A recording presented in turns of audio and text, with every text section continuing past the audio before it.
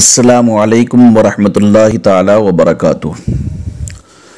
بسم اللہ الرحمن الرحیم۔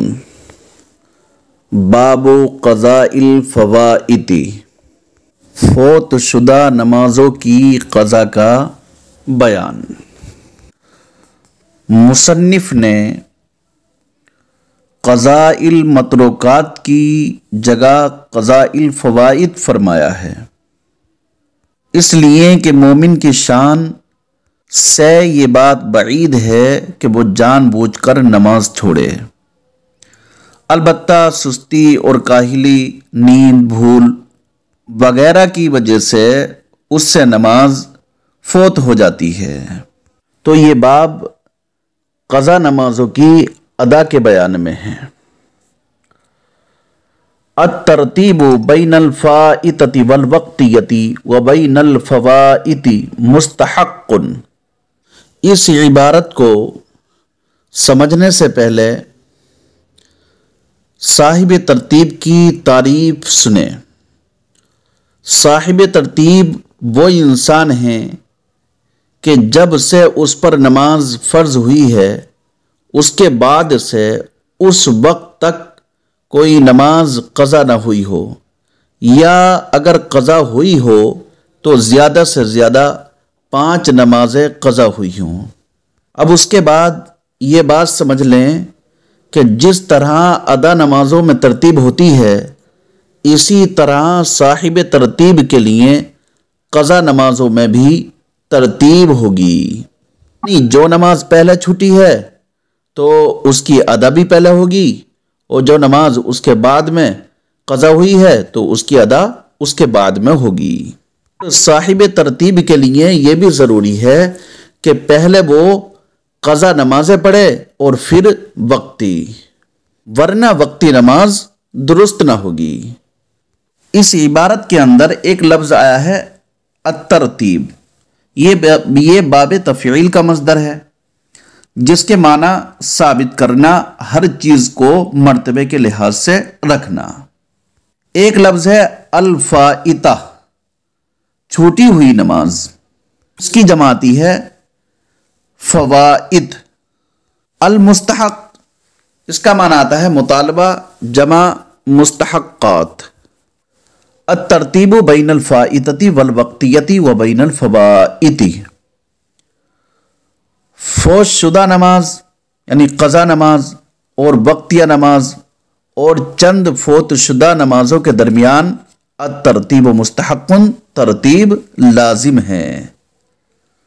اس کو اس طریقے سے بھی سمجھ سکتے ہیں کہ اگر کسی کی ظہر اور عصر کی نماز چھوٹ گئی اور وہ انسان صاحب ترتیب ہے تو اب وہ پھر ظہر اور عصر چھوٹی اور مغرب کا وقت ہو گیا، تو اب اس کے لیے حکم یہ ہے کہ پہلے وہ ظہر اور عصر کی نماز پڑھے اور پھر مغرب کی وقتی نماز پڑھے۔ اور چند فوت شدہ نمازوں کی مثال یہ بن سکتی ہے کہ مثال کے طور پر کسی انسان کی 4 نمازیں چھوٹ گئیں، ظہر، عصر، مغرب اور عشاء۔ اب وہ جو ہے ان نمازوں کی قضا کرنا چاہ رہا ہے تو ایسا نہیں کر سکتا کہ پہلے مغرب کی پڑھ لے، پھر عصر کی، پھر ظہر کی، بلکہ ترتیب ضروری ہوگی، یعنی پہلے ظہر کی پڑھے گا، قضا کرے گا، اور پھر عصر کی قضا کرے گا، اور پھر مغرب کی، اور پھر عشاء کی۔ تو یہ ترتیب لازم و ضروری ہے۔ اگر اس نے ظہر، عصر، مغرب وغیرہ کی چھوڑ کر عشاء کی پڑھ لی تو اس کی نماز درست نہیں ہوگی۔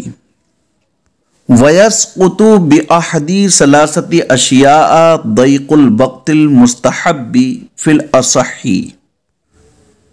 پچھلا مسئلہ یہ گزرا کہ فائتہ اور وقتیہ کے درمیان ترتیب واجب ہے۔ اب یہاں سے یہ بتلا رہے ہیں کہ 3 چیزیں ایسی ہیں کہ اگر ان میں سے کوئی ایک بھی پائی جائے تو ترتیب لازم نہیں رہتی۔ ایک ہے وقت مستحب تنگ ہو گیا ہو، وقت مستحب تنگ ہو گیا ہو، یعنی وہ نفس امر میں وقت کا تنگ ہونا ہے، نہ کہ گمان میں، یعنی یقیناً وقت تنگ ہو گیا ہو، وقت میں اتنی گنجائش نہ ہو کہ وہ وقتیہ نماز اور فوت شدہ نماز دونوں پڑھ سکے۔ وقت مستحب تنگ ہو گیا ہو اور اس بات کا اندیشہ ہو گیا ہو کہ اگر فوت شدہ نماز کی قضا میں مشغول ہوا تو وقت مستحب نکل جائے گا، تو ایسی صورت میں ترتیب ساقط ہو جائے گی۔ مثال کے طور پر ظہر کی نماز نہیں پڑھ سکا تھا اور عصر کا وقت بھی اتنا گزر گیا کہ اب اگر پہلے ظہر کی نماز پڑھتا ہے تو سورج میں زردی آ جائے گی اور عصر کا وقت غیر مستحب شروع ہو جائے گا، تو ایسی صورت میں وقتی نماز کو یعنی عصر کی نماز کو مقدم کرے، پھر اس کے بعد ظہر کی نماز ادا کرے۔ اور اگر اس نے تنگی وقت کے باوجود اس نے پہلے وقتی نماز نہ پڑھی، فوت شدہ نماز پڑھ لی، تو اس کی فوت شدہ نماز درست ہو جائے گی، مگر وقتیہ نماز کے وقت میں ادا نہ کرنے کی وجہ سے گناہگار ہوگا۔ اور وَيَسْقُطُ بِأَحَدِ ثَلَاثَةِ أَشْيَاءَ، اور ترتیب ساقط ہو جاتی ہے تین چیزوں میں سے کسی ایک کے ذریعے۔ ضیق الوقت المستحبی، ایک وقت مستحب کا تنگ ہونا، فی الاصحی، صحیح ترین قول میں۔ اصحی سے اشارہ کیا ہے امام محمد کے مذہب کی جانب، انہوں نے وقت مستحب کا لحاظ کیا ہے، اور امام اعظم اور امام ابو یوسف کہ انہوں نے اصل وقت کا اعتبار کیا ہے۔ تو یہاں پر مصنف نے امام محمد کے قول کی طرف اشارہ کیا ہے فی الاصحی سے۔ اور دوسری ہے نسیان، بھول جانا، یعنی قضا نماز یاد نہیں رہی اور اس نے اس وقت کی نماز کو ادا کر لیا، تو اس بھول جانے کی وجہ سے اس کی ادا نماز درست ہو جائے گی۔ یعنی بھول جانے کی وجہ سے بھی فائتہ اور وقتیہ کے درمیان ترتیب لازم نہیں رہتی، اس لیے کہ حدیث شریف میں ہے، حضرت انس بن مالک رضی اللہ تعالی عنہ سے مروی ہے کہ نبی کریم صلی اللہ علیہ وسلم نے ارشاد فرمایا، من نسی صلاۃ فلیصلی اذا ذکر، جو انسان نماز کو بھول جائے تو وہ نماز پڑھ لے جب یاد آئے، لا کفارۃ لہا، اس کے لیے کوئی کفارہ نہیں ہے، لیکن کیا ہے اسی کو ادا کرنا، مگر کیا ہے اسی کو ادا کرنا، یعنی جب یاد آ جائے تو اس کو ادا کر لے۔ اس سے پتہ چلا کہ ترتیب جو ہے وہ ساقط ہو جاتی ہے بھولنے کی وجہ سے۔ وَإِذَا صَارَتِ الْفَوَائِتُ سِتًّا غَيْرَ الْوِتْرِ فَإِنَّهُ لَا يُعَدُّ مُسْقِطًا وَإِن لَزِمَ تَرْتِيبُهُ،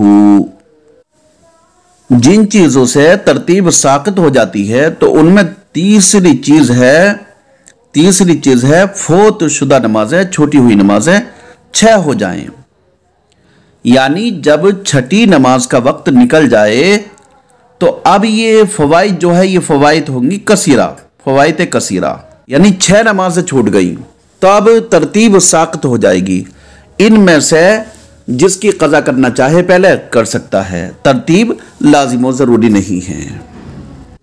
مثال اس طریقے سے رکھ لیں، کسی نے فجر کی نماز چھوٹ گئی، عصر چھوٹ گئی، مغرب چھوٹ گئی، عشاء چھوٹ گئی، اور پھر اگلے دن کی فجر کی نماز بھی چھوٹ گئی اور فجر کی نماز کا وقت نکل گیا، تو اب صاحب ترتیب ہونے سے انسان نکل گیا، اور جب صاحب ترتیب ہونے سے انسان نکل گیا تو اب ان نمازوں کا 6 نمازوں کا ترتیب بار پڑھنا ضروری نہیں ہے۔ اب اگر بغیر ترتیب کے بھی نماز ادا کرے گا، ان قضا کو پڑھے گا تو وہ نمازیں درست ہو جائیں گی۔ مثال کے طور پر فجر پہلی چھوٹی تھی، اب اس نے سب سے پہلے پڑھی عصر کی، تو یہ بھی درست ہے، لیکن چھٹی نماز وتر نہ ہو، اس لیے کہ وتر جو ہے یہ مسقط نہیں ہوتا ہے، وتر جو ہے ترتیب کو ساقط کرنے والا نہیں ہوگا، جیسے عشاء اور جو ہے وتر کے درمیان میں ترتیب لازم ہے۔ مثال کے طور پر کوئی انسان صاحب ترتیب تھا، اب اس نے عشاء کے فرض نماز پڑھ لی لیکن ابھی وتر نہیں پڑھے ہیں، اب فجر کی نماز کا وقت ہو گیا تو اس انسان کے لیے ضروری ہے کہ پہلے وہ وتر کو ادا کرے اور پھر بعد میں فجر کی نماز ادا کرے گا۔ لیکن اگر کسی انسان کی 5 نمازیں چھوٹی، 5 نمازیں چھوٹی کیا؟ فجر، ظہر، عصر، مغرب، عشاء، 5 ہو گئی، تو یہ چھٹی نماز وتر نہیں ہوگی یہاں پر، یعنی یہ وتر جو ہوگا یہ ترتیب کو ساقط نہیں کرے گا۔ اب یہاں پر جو چھٹی نماز شمار ہوگی وہ ہوگی فجر کی نماز، اگلے دن کی فجر کے وقت نکل جائے گا تو وتر جو ہے یہ ترتیب کو ساقط نہیں کرتا ہے۔ دیکھیے وَإِذَا صَارَتِ الْفَوَائِدُ سِتًّا غَيْرَ الْوِتْرِ، اور جب فوت شدہ نمازیں، چھوٹی ہوئی نمازیں 6 ہو جائیں وتر کے علاوہ، وتر کے علاوہ، فَإِنَّهُ لَا يُعَدُّ مُسْقِطًا، کیونکہ وتر کو مسقط شمار نہیں کیا ہے، یا مفہومی ترجمہ یہ کر سکتے ہیں اس لیے کہ وتر کو ترتیب ساقط کرنے میں شمار نہیں کیا ہے، اس لیے کہ ترتیب ساقط کرنے میں وتر کا شمار نہیں ہے، اس لیے کہ وتر کو ترتیب ساقط کرنے والا شمار نہیں کیا ہے۔ وَإِن لَزِمَ تَرْتِيبُهُ، اگرچہ اس کی ترتیب لازم ہے، یعنی عشاء کے فرضوں کے بعد پڑھنا لازم ہے، پہلے پڑھنا یہ جائز نہیں ہوگا۔ وَإِن لَزِمَ تَرْتِيبُهُ، اگرچہ اس کی ترتیب لازم ہے۔ وَلَمْ يَعُدِ التَّرْتِيبُ بِعَوْدِهَا إِلَى الْقِلَّةِ، اس عبارت کا مطلب یہ ہے کہ پہلے مثال سمجھیں کہ اگر کسی انسان کی 20 دن کی نمازیں چھوٹ گئی، کتنی؟ 20 دن کی نمازیں چھوٹ گئی، اب وہ ان نمازوں کی قضا کر رہا ہے، اور قضا کرتے کرتے پہلے یہ سمجھے کہ 20 دن کی نمازوں کی قضا کتنی ہو گئی، تو 5 دہائی 50 اور 5 دہائی 50، 100 نمازیں ہوئیں، 100 نمازیں قضا ہو گئیں۔ اب 20 دن کی 100 نمازیں قضا ہوئیں، اب وہ ان کو ان کی قضا پڑھنے لگا، اب کم ہوتے ہوتے ہوتے ہوتے اس کی 4 یا 5 نمازیں قضا رہ گئیں۔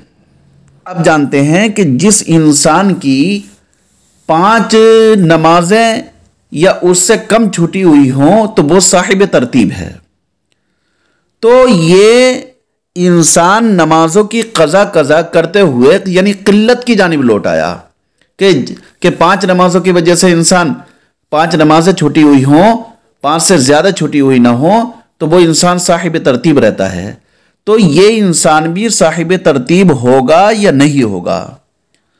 تو مصنف نے یہ عبارت فرمائی وَلَمْ يَعُدِ التَّرْتِيبُ بِعَوْدِهَا إِلَى الْقِلَّةِ، اور ترتیب لوٹ کر نہیں آتی، اور ترتیب لوٹ کر نہیں آتی قضا نمازوں کے قلت کی طرف لوٹ کر آنے سے، قضا نمازوں کے قلت کی طرف لوٹ کر آنے سے ترتیب لوٹ کر نہیں آتی ہے۔ تو جیسے 100 نمازیں تھی، پڑھتے پڑھتے پڑھتے پڑھتے 5 نمازوں تک آ گیا، قلت کی جانب لوٹا گیا، تو کیا یہ صاحب ترتیب ہوگا یا نہیں؟ تو کہتے ہیں کہ یہ صاحب ترتیب نہیں ہوگا، یہاں تک کہ یہ جتنی بھی 5 نمازیں جو رہ گئی ہیں ان کو ان کی قضا کر لے، اب جب ان کی قضا کر لے گا تو یہ انسان صاحب ترتیب ہوگا۔ الاشباب والنظائر میں قاعدہ ہے الساقط لا يعود، یعنی جو چیز ایک مرتبہ ساقط ہو گئی وہ لوٹ کر نہیں آتی۔ اور اسی طرح جب کثرت فوائد کی وجہ سے ترتیب ساقط ہو گئی، یعنی 6 نمازیں یا اس سے زیادہ، یہ کثرت فوائد ہے، تو پھر قضا نمازیں کم رہ گئیں، تو اب اس قلت کی وجہ سے ترتیب نہیں لوٹے گی، اور جب ترتیب نہیں لوٹے گی تو وقتیہ نماز کو ما بقیہ نماز پر مقدم کرنا اس کے لیے جائز ہوگا۔ وَلَا بِفَوْتِ حَدِيثِهِ بَعْدَ 6 قَدِيمَةٍ عَلَى الْأَصَحِّ فِيهِمَا، اس مسئلے کو سمجھنے کے لیے یہ تمہید یاد رکھیں، فوائد کی 2 قسمیں ہیں، ایک قدیمہ اور دوسری حدیثہ۔ مثال کے طور پر ایک شخص نے 20 دن کی نمازیں چھوڑ دی اور پھر یہ اپنی اس حرکت پر شرمندہ ہوا اور اللہ رب العزت کی بارگاہ میں رویا گڑگڑایا اور اس نے ان نمازوں کی قضا کرنا شروع کر دی۔ پھر ابھی یہ نمازیں مکمل نہ ہو پائی تھی، ان نمازوں کی قضا مکمل نہیں ہو پائی تھی اور چند نمازیں فوت ہو گئیں، لیکن یہ چند نمازیں جو بعد میں فوت ہوئی ہیں یہ 6 نمازوں سے کم ہیں۔ تو پہلے والی جو نمازیں ہیں فوت شدہ تو وہ ہوئی قدیمہ، اور یہ بعد کی ہوئی حدیثہ یا جدیدہ۔ اب صورت مسئلہ یہ ہے کہ اگر اس شخص نے وقتیہ نماز پڑھی اور اس کو یہ نئی والی چھوٹی ہوئی نمازیں بھی یاد ہیں، یعنی بعد میں جو چھوٹی ہیں جو 6 نمازوں سے کم ہیں، تو ایسی صورت میں وقتیہ کا پڑھنا جائز ہوگا یا ناجائز؟ جائز ہوگا یا ناجائز؟ تو کہتے ہیں کہ وقتیہ نماز کا پڑھنا یہ اس کے لیے جائز ہوگا۔ یہ جو قضا نمازیں پڑھ رہا تھا اور یہ 6 نمازوں سے کم تھی تو یہ ترتیب کو نہیں لوٹائے گی۔ کیا ہے؟ پہلی 6 کے چھوٹنے کے بعد۔ اب عبارت دیکھیں، وَلَا بِفَوْتِ حَدِيثِهِ بَعْدَ سِدٍّ قَدِيمَةٍ۔ حدیث کا معنی آتا ہے نیا، اور قدیمہ یہ قدیم کا مؤنث ہے، جماعتی ہے قدمہ پہلے، اور اس عبارت میں جو فیہما ہے تو یہ تثنیہ کی ضمیر ہے، تو اس کا مرجع جو ہے وہ یہ والا مسئلہ اور پچھلے والا مسئلہ وَلَمْ يَعُدِ التَّرْتِيبُ بِعَوْدِهَا إِلَى الْقِلَّةِ، یہ دونوں مسئلے مراد ہیں۔ وَلَا بِفَوْتِ حَدِيثَةٍ بَعْدَ سِتٍّ قَدِيمَةٍ، اور ترتیب نہیں لوٹے گی کسی نئی نماز کے فوت ہونے سے، کسی نئی نماز کے فوت ہونے سے بعد 6 قدیمتن، بعد 6 قدیمتن، پرانی 6 نمازوں کی قضا کے بعد، پرانی 6 نمازوں کی قضا کے بعد، صحیح ترین صحیح ترین قول میں فیہما، دونوں مسئلوں میں، اور ترتیب نہیں لوٹے گی کسی نئی نماز کے فوت ہونے سے پہلی 6 قضا نمازوں کے بعد صحیح ترین قول پر دونوں مسئلوں میں۔ اللہ صلی اللہ فرضاً سے اگلا مسئلہ ذکر کریں گے انشاءاللہ، کل آپ حضرات کے سامنے پیش کیا جائے گا۔ السلام علیکم ورحمۃ اللہ وبرکاتہ۔